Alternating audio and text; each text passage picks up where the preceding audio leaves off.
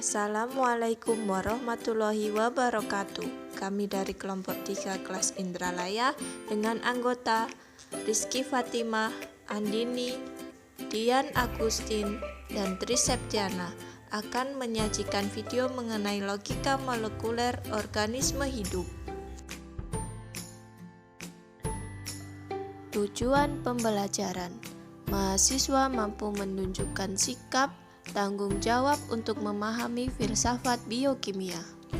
Objek atau sampel yang kami gunakan: putri malu, kucing, sapi, ikan, bunga teratai, dan anak ayam.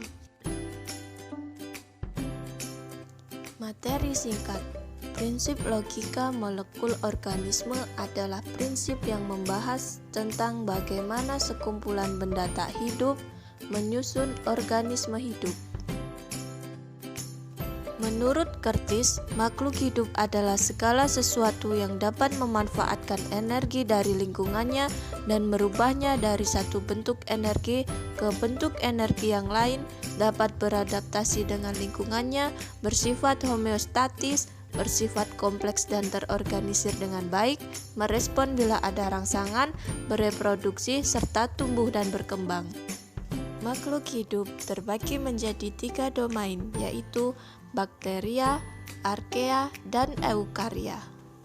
Biomolekul penyusun makhluk hidup merupakan senyawa yang ukurannya relatif besar sehingga beberapa di antaranya tergolong makromolekul. Adapun 4 kelompok biomolekul utama pada makhluk hidup yaitu karbohidrat, lipid, protein, dan asam nukleat. Prosedur proyek: 1. Carilah dan pahami materi mengenai logika molekuler makhluk hidup. 2. Temukan makhluk hidup yang dapat dijadikan objek. 3. Amati dan rekam perilaku objek yang menjadi sasaran. 4. Edit video yang didapat dengan semenarik mungkin. Bernafas: semua makhluk hidup baik manusia, hewan maupun tumbuhan melakukan proses ini. Proses ini berlangsung terus-menerus siang dan malam selama makhluk tersebut hidup. Dalam proses pernapasan, makhluk hidup menghirup oksigen dan mengeluarkan karbon dioksida serta uap air. Bergerak dan berpindah tempat: makhluk hidup memiliki kemampuan berpindah tempat atau bergerak sehingga memungkinkan hewan dan manusia dapat berjalan dan berlari.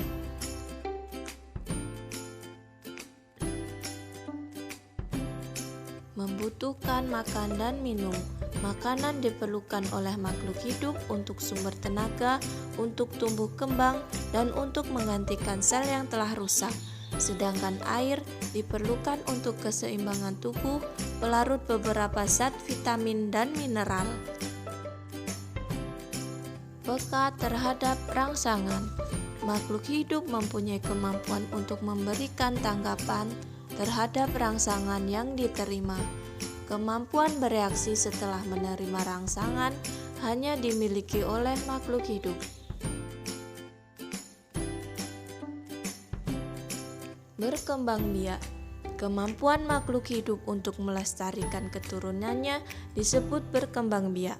Manusia berkembang biak dengan melahirkan, hewan berkembang biak ada yang dengan melahirkan, ada yang dengan bertelur, sedangkan tumbuhan berkembang biak dengan biji atau dengan batang.